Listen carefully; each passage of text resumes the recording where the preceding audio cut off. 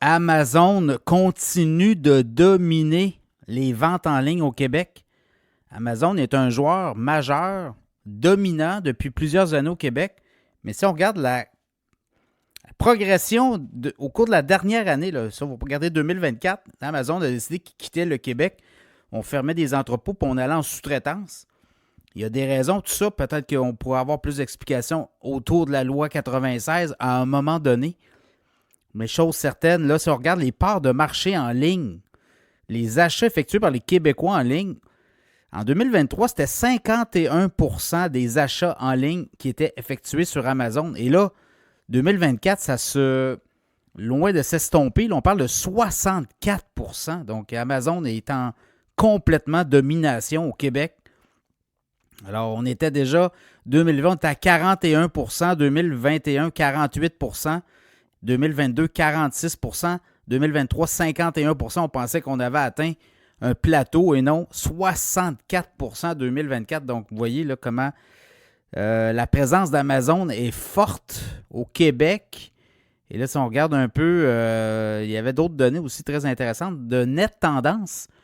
Chaque année, hein, on regarde un peu comment les Québécois se comportent en ligne et comment aussi on évolue là, sur le commerce électronique. Voyez-vous, les principaux critères de sélection d'un marchand en ligne de la part des Québécois, c'est le prix à 42%. On le disait, hein, le prix, livraison gratuite 35%, disponibilité du produit exact 28%, large choix de produits 13%.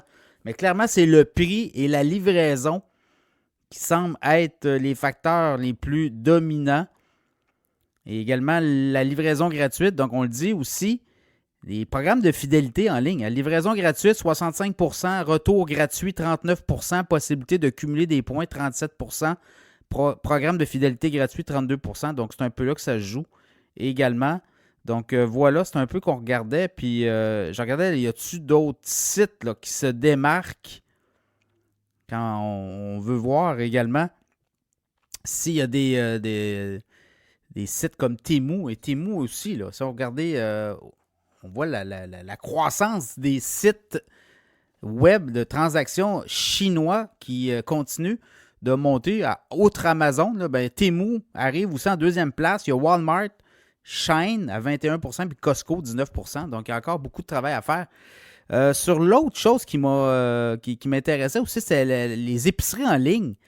Et il y a peu de Québécois qui font leur épicerie en ligne. Donc, quand vous regardez, là, c'est 12% seulement des internautes au Québec font leur épicerie en ligne. Et il y a 77% des Québécois qui, c'est pas dans leur priorité. Non seulement c'est pas dans leur priorité, mais ils ne font même pas leur épicerie en ligne. Donc, c'est vraiment intéressant, là.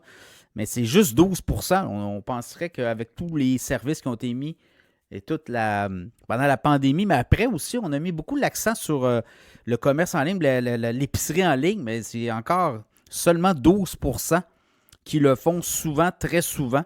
Et 77% des Québécois, jamais d'épicerie en ligne. Et épicerie de quartier ou 100% en ligne, là, type de marchand privilégié, épicier local à 45%. Épicier 100% en ligne, 45%. Boîte repas cuisiné, 21%. Donc, c'est un peu ça. Puis, l'autre chose qui est très intéressante, au niveau de l'usager, le seconde main, là, les plateformes les plus populaires pour les Québécois, c'est Marketplace, Facebook.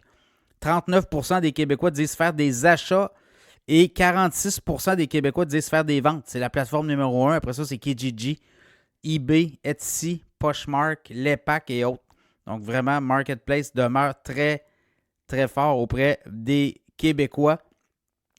Et les sites, à part Amazon, là, Temu, Shein, AliExpress ou Alibaba, Wish. Donc, c'est à peu près les sites les plus populaires. Donc, voilà Amazon qui continue de dominer outrageusement.